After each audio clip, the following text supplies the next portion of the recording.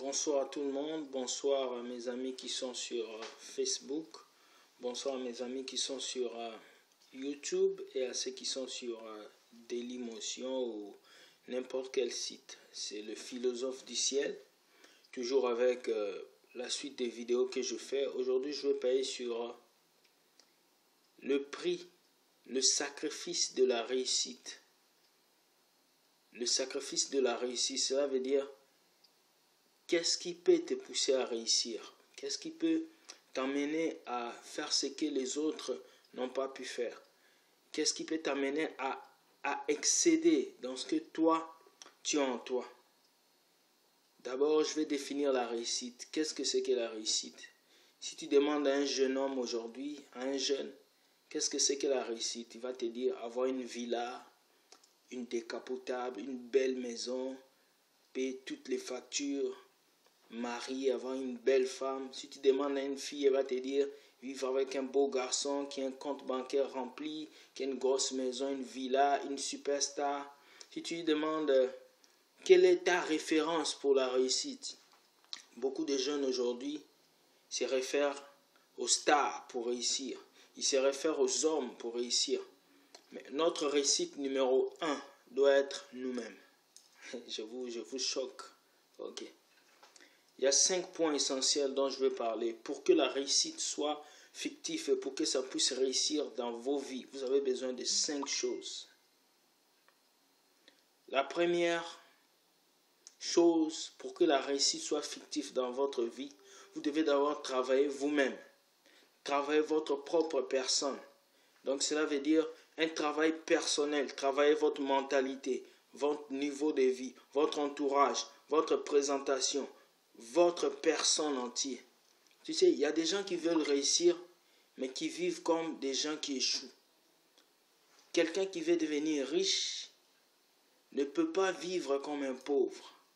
Il y a des gens qui veulent réussir, mais qui ne veulent pas ressembler à ceux qui réussissent. On veut devenir comme Christ, on le ressemble, on suit son comportement. Si on veut devenir un grand dans le domaine financier, il faut qu'on ressemble à ceux qui vont dans le domaine financier. Première chose, c'est travailler votre propre personne, connaître vos limites et vos points essentiels, savoir avoir la maîtrise de soi et connaître où vous pouvez aller, qui est-ce que vous êtes, où vous partez, avoir un plan sur vous-même et votre personne. Deuxième point, pour que la réussite soit fictive dans ta vie, le deuxième point, c'est avoir un regard sur les autres. Tous les gens qui ont réussi dans la vie ont mis en place quelque chose pour les autres. Afin que toi tu sois béni au centuple, tu dois bénir les autres. Pour que Dieu soit le Dieu qu'il est, c'est parce qu'il nous a donné la vie. Il nous bénit avec le soleil, la lune, les étoiles, le vent. Il donne le souffle de vie à tout le monde, pauvre ou riche. Voilà pourquoi Dieu reste le suprême. Parce qu'il a compris que le don donne un pouvoir. Combien de fois tu as donné $1 à un mendiant dans le métro? Combien de fois tu t'es dit que toi aujourd'hui tu vas être une source de joie pour quelqu'un d'autre? Donc pour réussir, tu dois être une source de joie pour quelqu'un d'autre. Écoute, les gens doivent sentir la joie avec toi. Donc tu dois produire quelque chose dans la vie d'une autre personne qui peut lui donner de la joie. C'est ça. Troisième point, pour que ta réussite soit efficace et nette, tu dois rester avec les gens qui ont réussi. C'est ça qui est le comble. Aujourd'hui, beaucoup de nous jeunes, on veut réussir, on veut conduire une voiture, une villa, mais on reste toujours avec les amis qui parlent de n'importe quoi. On reste toujours avec les gens qui ne réfléchissent pas pour leur avenir. Des gens qui boivent, qui fument, des gens qui font n'importe quoi dans la vie. Mais comment tu peux devenir quelqu'un si tu restes avec n'importe qui? Demain, ta vie ressemblera à n'importe quoi. C'est ça aujourd'hui. Aujourd'hui, beaucoup de jeunes tournent en rond et ils pensent que c'est des sorciers. C'est pas des sorciers. C'est pas tes parents, mais c'est toi-même qui t'es mis dans la malédiction parce que si tu côtoies des mauvaises personnes, ta vie devient mauvaise. Si tu côtoies de bonnes personnes, ta vie devient bonne. Donc moi, ce que je vais te dire, Contrôle ton entourage. Reste avec les gens qui réussissent. Quand je dis les gens qui réussissent, ce n'est pas seulement ceux qui ont des villas. C'est des gens qui ont une mentalité de guerriers. Des gens qui, lorsque les gens voient la souffrance, et ils voient la joie au milieu de la souffrance. Quatrième point. Avoir les yeux spirituels de la réussite. C'est quoi les yeux spirituels de la réussite? Dans la Bible, Joseph était en prison. Mais lorsqu'il a parlé au gendre du roi Pharaon, il lui a dit, « Lorsque tu seras devant Pharaon, souviens-toi de moi. » Il était en prison, mais il se voyait déjà devant Pharaon parce que cet homme sera devant Pharaon. Écoute, ça t'appelle encore à prophétiser, à dire des choses que tu n'as jamais dit sur ta vie pour que la réussite a besoin de ta parole.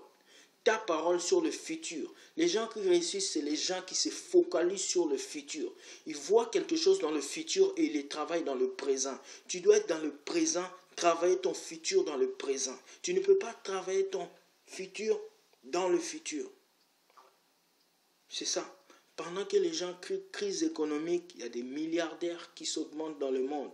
Il y a des pays où on ne meurt pas de faim. Il y a des gens qui ont excessivement des richesses. Mais on se demande, mais comment les gens meurent de faim et ces gens ont des richesses? Parce que ces gens ont compris.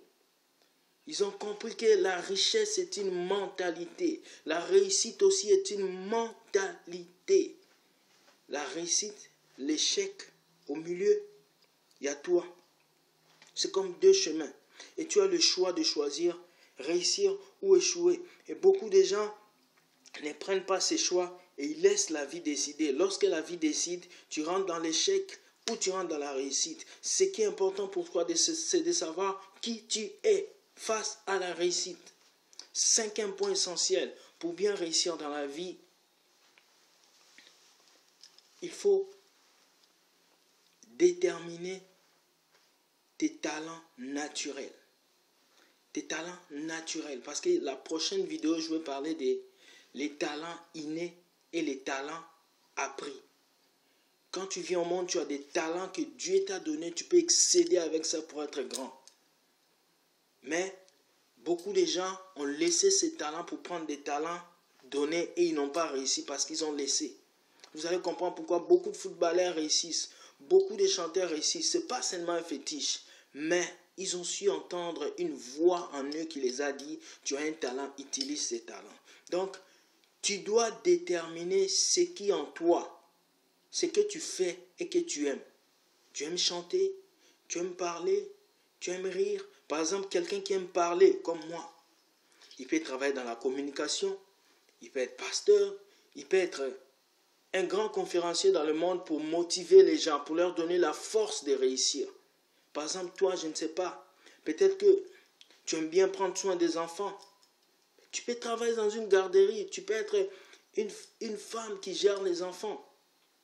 Toi, homme, par exemple, tu arrives à négocier les choses, tu arrives à vendre les choses plus facilement. Tu peux travailler dans la vente. Écoute ton instinct, écoute cette petite voix qui est en toi, qui te dit que tu es né pour réussir. Nul n'est venu au monde pour souffrir. Nul n'est venu au monde pour quémander. Personne n'est venu dans ce monde pour dormir sans manger. Personne n'est venu dans ce monde pour s'asseoir et regarder les autres vivre comme des rois. Parce que nous aussi, nous sommes des rois. Tout ce qui nous manque, c'est les secrets. Et les secrets célestes, c'est ce que je vous donne dans chaque vidéo. Parce que c'est des pensées célestes qui viennent de la Bible. Dieu a dit, médite ces livres jour et nuit. Et tout ce que tu entreprendras réussira. Écoute, Dieu n'a pas dit quelque chose que tu feras réussir. Il a dit, tout ce que tu feras réussira. Cela veut dire tout. Donc, un chrétien dans sa vie, l'échec vient pour t'enseigner. Mais après l'échec, c'est la réussite, la victoire. Et tes yeux doivent voir les opportunités là où les gens voient des fermetures. Pendant que les gens disent crise économique, toi tu dois dire bénédiction économique. Pendant que les gens pleurent qui n'ont rien dans leur compte, toi lève-toi et déclare que tu as des millions. Parce que tu as un Dieu dans le ciel qui a donné l'intelligence à ces gens de créer des banques, La monnaie, c'est Dieu qui a créé les hommes. Si Dieu a créé les hommes, donc c'est lui qui les a donné l'intelligence de gérer le monde. S'il les a donné l'intelligence de gérer le monde, donc c'est Dieu-là peut toucher leur cœur pour te bénir toi. C'est ça que vous ne comprenez pas. Aujourd'hui, les chrétiens tournent en rond dans les philosophies qui n'ont pas d'histoire, alors que Dieu est tellement simple. Il est simple, il a juste ses règles de jeu. Si tu maîtrises les jeux de Dieu, c'est fini, tu as réussi. Ta vie devient une victoire, un miroir pour plusieurs personnes. Voilà, c'était la fin de la vidéo que j'allais vous donner. Les 5 points pour bien réussir dans la vie. Pratiquez cela et cherchez à être une solution pour quelqu'un. Ne soyez pas seulement un moyen d'insulte, un moyen de tentation, mais soyez une solution pour les gens. Merci beaucoup. C'était Will Gospel Mr. Zelou, le philosophe du ciel. On se voit demain pour une nouvelle vidéo qui aura pour titre « Les talents innés et les talents donnés ». Vous allez comprendre pourquoi certaines personnes réussissent et d'autres ne réussissent pas. Il y a un point commun qui est là. Bonne soirée à vous, je vous aime. Bye.